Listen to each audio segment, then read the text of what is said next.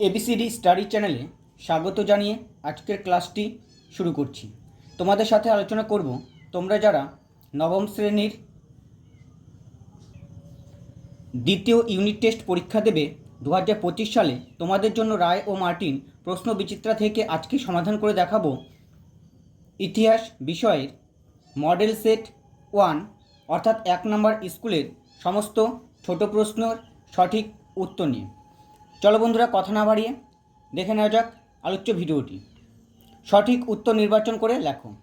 1815 থেকে 1848 খ্রিস্টাব্দের সময়কালকে বলা হয় ইউরোপের ইতিহাসে। উত্তর হবে বি নাম্বার অপশন মেটারনিকের যুগ। দ্বিতীয় প্রশ্ন, ইয়ং ইটালি দলের প্রতিষ্ঠাতা ছিলেন। উত্তর হবে এ নাম্বার অপশন ম্যাথসিনি। পরের প্রশ্ন, অন্ধকারাচ্ছন্ন মহাদেশ বলা হতো। উত্তর হবে সি নাম্বার আফ্রিকা মহাদেশকে। পরের প্রশ্ন, প্রথম বিশ্বযুদ্ধের সূচনায় কোন দেশটি যোগদান করেনি? উত্তর হবে সি নাম্বার অপশন ইংল্যান্ড। পরের প্রশ্ন, শিল্প বিপ্লব প্রথম সংগঠিত হয়। উত্তর হবে এ নাম্বার অপশন ইংল্যান্ডে। পরের প্রশ্ন, এপ্রিল থিসিস রচনা করেন কে?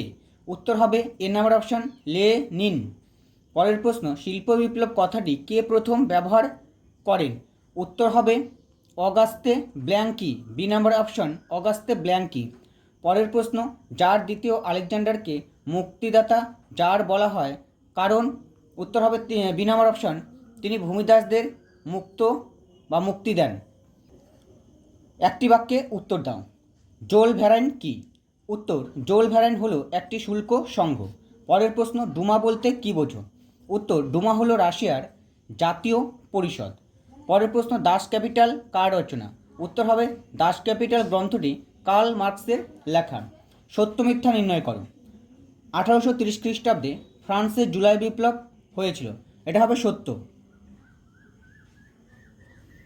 পরের প্রশ্ন, বাষ্পীয় ইঞ্জিন জেমস ওয়াট আবিষ্কার করেন। এটাও সত্য। পরের প্রশ্ন, ত্রিশক্তি আতাত সংগঠিত হয় 1882 খ্রিস্টাব্দে। এটি মিথ্যা। এটা হবে মিথ্যা। সঠিক হবে 1907 সালে। পরে বলছে নিচের বিবৃতিগুলির সঙ্গে সঠিক ব্যাখ্যাটি নির্বাচন করো। 1 নম্বর বিবৃতি, মেটারনিককে ইউরোপের রক্ষণশীলতার জনক বলা হয়। এর সঠিক ব্যাখ্যা হবে 1 নম্বর ব্যাখ্যাটা, তিনি রক্ষণশীল রাজনীতিবিদ ছিলেন। পরের বিবৃতি 2 নম্বর, শিল্প বিপ্লব কৃষি ব্যবস্থায় পরিবর্তন আনে। এটার সঠিক ব্যাখ্যা হবে 2 নম্বর ব্যাখ্যাটি, বিভিন্ন কৃষিজ যন্ত্রের আবিষ্কার হয়। 3 নম্বর বিবৃতি, উড্রো উইলসনকে জাতিসংঘের জনক বলা হয়। এর সঠিক ব্যাখ্যা হবে 3 নম্বর ব্যাখ্যাটি, তার 14 দফা নীতির ভিত্তিতে জাতিসংঘ প্রতিষ্ঠিত হয়।